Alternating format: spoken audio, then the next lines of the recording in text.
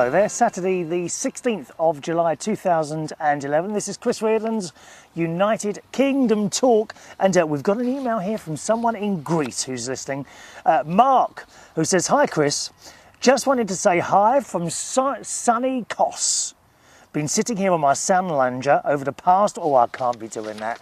How can you sit there on a sun lounger beside a swimming pool or something like that doing nothing? I just couldn't. That would kill me with boredom. It really would. However, I understand how he's getting around it, because he said, "Been sitting here on my sun lounger over the past week listening to your show." There you are. You see. If you're ever bored, if you're going away on holiday or on a long trip on a car, why not join together 200 or 300 of my shows? And you can sit there beside the pool, totally unbored. Just close your eyes and let me caress the inside of your ear holes. Eh? Go and do it now. Who's listening to me with a pair of earphones in? Eh? Laying there or something else. No, don't start touching yourself and all that. Oh, God, I don't want to see that, please. I'm not looking. Eh? Allow me to caress the inside of your ear holes. Yes. Have to come and see you soon in Hammersmith or South London for the karaoke's. Give me a shout out. See you soon. From Mark. And Mark's, oh, where is it? And Mark sends it. He's very pretty, Mark. He's very pretty. He sends in a picture of himself in the pool. Look at him. Very tasty, I must say. Thank you, Mark. Who are you there with? Your other half or what? Or is it a holiday alone? I'm afraid I do alone holidays as well. It's all very sad, really, isn't it?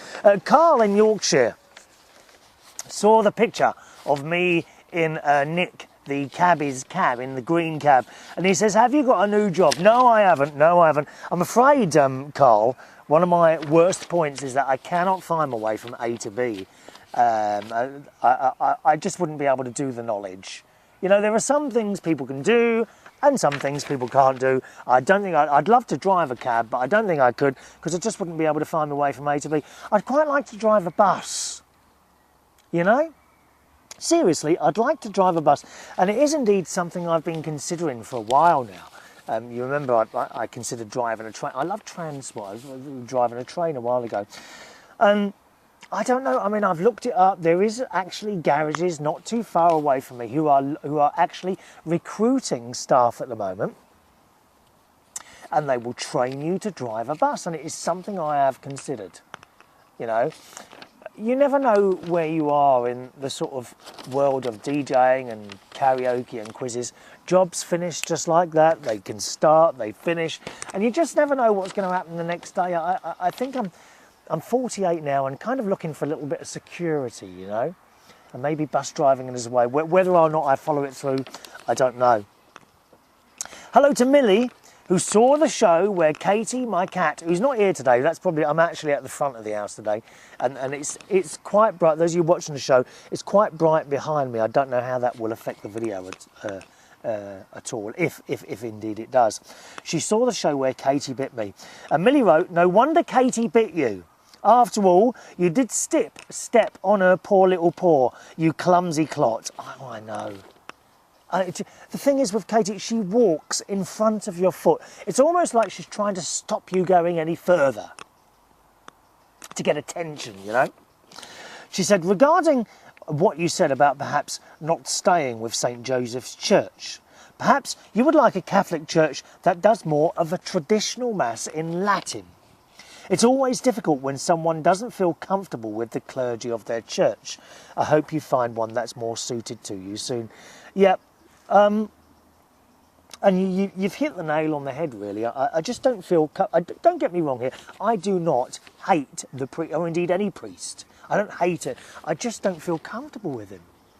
He stands up there every week and he tells us all off for this, that and the other. Various different things. I just don't feel comfortable with him. The priests I've known, they don't stand up there and tell you off all the time. This one does. You feel like a naughty schoolboy being told off all the time. And I actually haven't been for 2 weeks to that church, so I don't know. With the organ playing, yeah, I like to play the organ, but there's something very different about going to a church and playing the organ for the Mass, and just going and being part of the congregation. You know, I almost feel bad, the fact that I can play the organ, and I feel I should be doing it somewhere to kind of help other people, sort of thing, doing it. And on the other hand, I think I'd rather just be in the congregation, sitting there, taking it all in. You know? Don't know. Millie says, what do you mean you don't hear from me much now? I beg to differ with you on that. You hear from me all the time. The difference is lately we've been doing Skype chat when it's not busy for you at work. Yeah, I'm often on Skype, but it's just too busy to chat. My goodness, the way you carry on, you'd think I pay you no attention at all, and that is just not true, you big baby. Beg pardon? Big baby?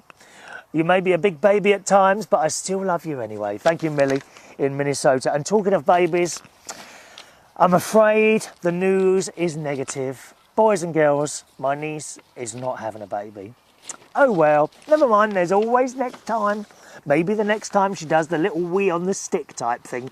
You know what I mean, ladies? That little stick, you do a little wee on it, and it tells you whether or not you're having a baby. Strange way to do it. Nik the Cabbie, who's on holiday at the moment, I think he's in Cyprus with his wife Fiona, continues the stories of people who get in his cabs. Yes, and Nik is a cab driver. He sends in these stories of people that have been in his cabs and writes, "Hiya, Chris. Mimi," that's Betsy's mum, Mimi is his old cab. He doesn't have that anymore. He now has a cab named Betsy. So Mimi was the cab before Betsy. So Mimi really is Betsy's mum. Do you get it? Good. Mimi meets the budgie man of Barnes. "Hiya, Chris. Once more, I write to regale you with tales from the wonderful world of the London cabbie. This time it was an experience shared with Mimi, mum of Betsy, who now resides on the taxi rank in the sky. One fine day, while cruising around the city, arms out of Mimi's window, getting nice and brown, in fact I shall be videoing about the state of my two-tonedness that is a world soon, as my arms are two totally different colours at the moment. Because he obviously has one arm out the window, you see. As I was saying, my God, I waffle on more than you. Yeah, you do sometimes. But your punctuation brackets all in the right places. Well done. We were hailed by a tall, slim gent in Threadneedle Street. Very posh. We stopped and very politely he asked us to drive him to the Priory Clinic in Barnes. Alarm bells should have started ringing then, but they did not. Ding, ding, ding, ding. No bells. As we set off in a westerly direction, I tried to engage him in a bit of idle chitter-chatter, but he wasn't having any of it, so I shut up. A little while passed, and I noticed a sort of chirping noise emanating from Mimi's rear end. A shifty glance in the rear-view mirror, and my eyes nearly popped out of my head in sheer disbelief. There he was, perched quite literally on the back seat, bobbing his head back and forth, and all the time tweeting and chirping like the happiest little budgie that ever flew. Tweet, tweet, tweet, tweet. 'Twas all a bit nerving, I must say. His avian antics continued until we rolled up at the forecourt of the Priory. Mimi slowed to a graceful halt and I stopped the clock. Well, I was totally unprepared for what happened next. He disembarked, and although leaving on my side of Mimi, he instead, with a bobbing head, hands held behind his back and a bird-like stoop, took a budgie-esque wander around the back and the front of Mimi, finally stopping at my window. With eyes as wide as saucers, as did my jaw on the floor, in a dumbfounded state, I managed to ask for my fare. Still chirping, tweet, tweet, tweet, tweet.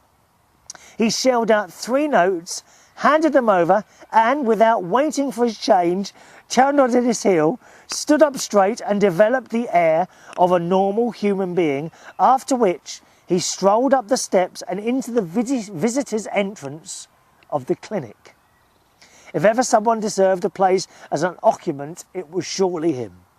After gathering my thoughts and composures, I went in search for a green tea, 2 bags, and a quiet spot to practice a bit of cab yoga. Ta-ta for now. Can you just imagine that? Say if you was a taxi driver. Someone getting in your cab and in the back for the whole of the journey being a budgerigger. This has been Chris Reardon, United Kingdom Talk. Do send us in an email. My email address is chris@unitedkingdomtalk.co.uk. By the way, if you're wondering where Ronnie is today, he didn't make it today. Hopefully we'll have some more shows with him next week. So that's it from me, Chris Reardon. I'll see you on the next show. Tweet, tweet. Tweet, tweet. Tweet, tweet. Tweet.